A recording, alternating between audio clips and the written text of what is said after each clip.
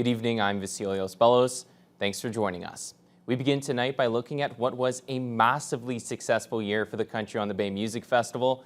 Organizers estimate more than 8,000 fans came down to Fort William Historical Park daily to catch the acts. That included a roaring performance last night from Blake Shelton, who was joined by a very special guest. Jessica Clement reports. The final day of Country on the Bay still saw thousands down at Fort William Historical Park to listen to the final acts of the festival.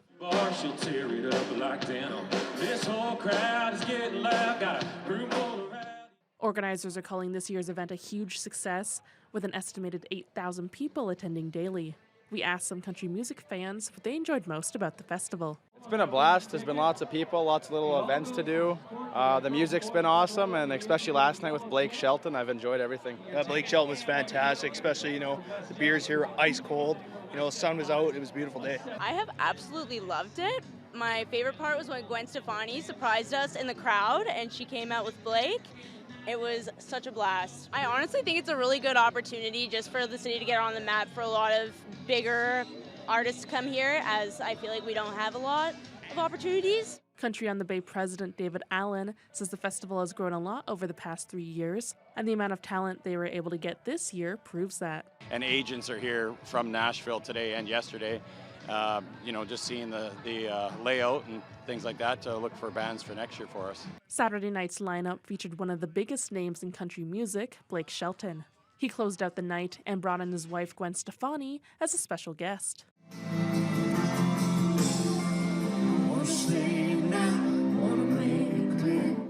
Allen says with Shelton taking the stage this year, there are big shoes to fill for next year's headliner. But he adds that they have some ideas for who's going to perform. Maybe we just do something a little bit smaller scale and do 3 nights straight of that. So it might not be one big night. We could have 3 good nights and go from there. But with getting Blake Shelton and Gwen showing up and Trace going on stage, you'll never see that in the Thunder Bay again, that kind of caliber on the stage at once. This might come out a little crazy, a little sideways, yeah. Jessica Clement, TBT News. Another exciting event saw clouds of brightly colored powder at Marina Park as part of the annual Festival of Colors. The event inspires attendees to throw their troubles into the wind while also celebrating Indian culture.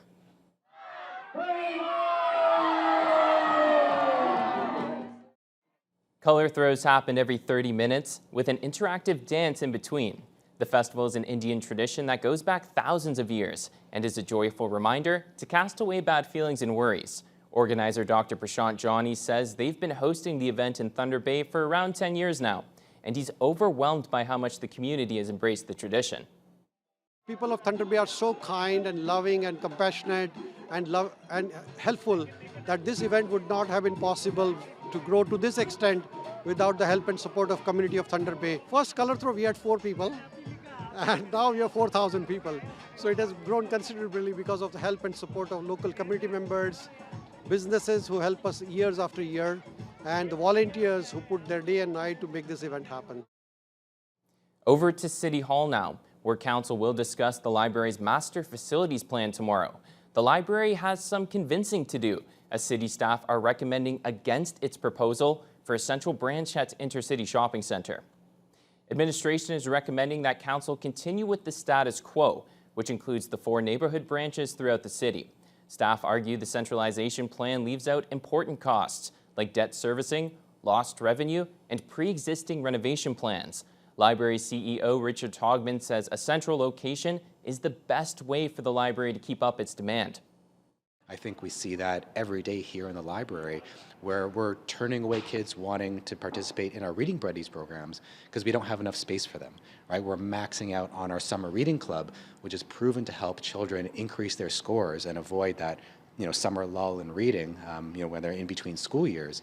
And we tap out every year. We have wait lists right now because we can't fit enough people in. Togman remains hopeful this could be a situation where Council goes against staff recommendation. A local invention created by TBT Engineering and manufactured by Supercom Industries has now won a prestigious award. The spring drain is a mechanism which helps make railway beds more stable over wetlands.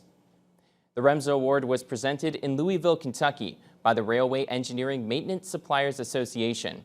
The Innovative Product Award was specifically for the first stage of the S strain, which counteracts peat boil. This occurs when the peat under the railway has liquefied.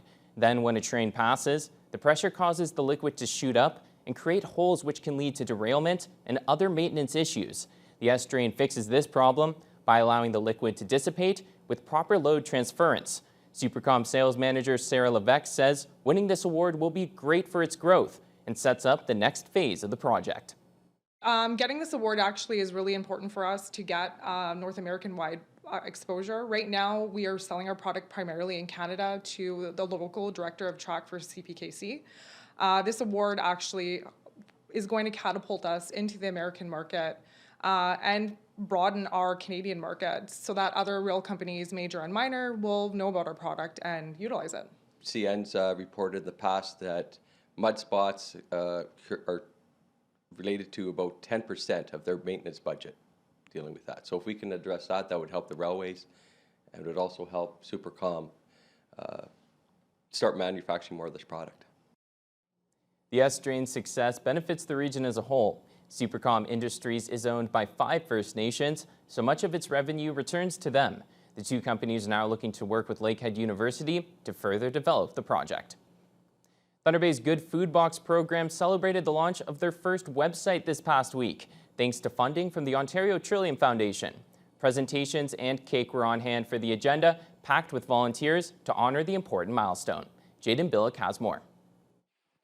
The Good Food Box program is powered by over 80 volunteers, packaging and delivering 500 boxes of assorted fresh foods monthly. Those boxes are sent to various organizations across the District of Thunder Bay with the aim of increasing access to fresh and affordable produce. Executive Director of the area's Women's Centre, Gwen O'Reilly, speaks more about the launch of their new website.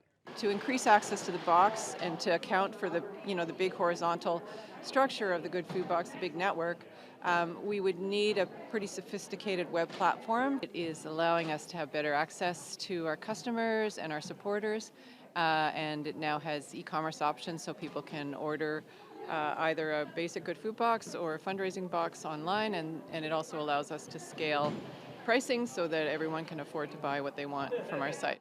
Over $60,000 was granted to the Good Food Box program by the Ontario Trillium Fund in 2022 during the midst of the pandemic, which forced this community-based initiative to go online in order to meet their customers' needs. This day was a celebration for the platform and all of the volunteers involved. Thunder Bay Superior North MPP Lise Faujois gave her appreciation to Trillium, O'Reilly, and the volunteers here. It's a huge community builder. It's meeting a need for food access for fresh fruit and vegetables, locally produced, almost always, wherever possible.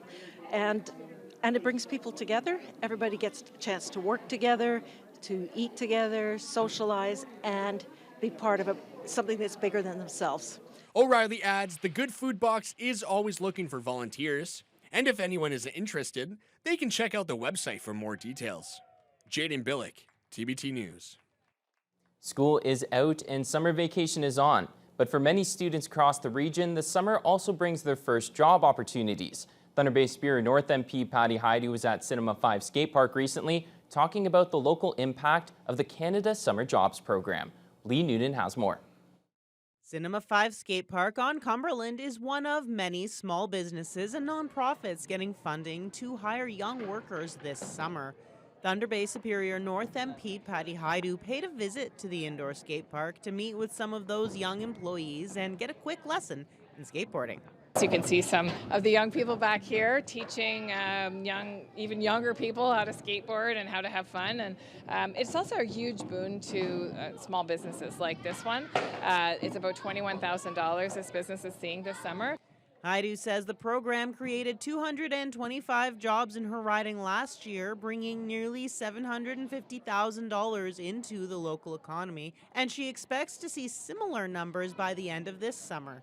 The program funds 100% of the salaries for nonprofits and 50% for public sector employees or small businesses like Cinema 5. which got funding for 4 summer jobs this year.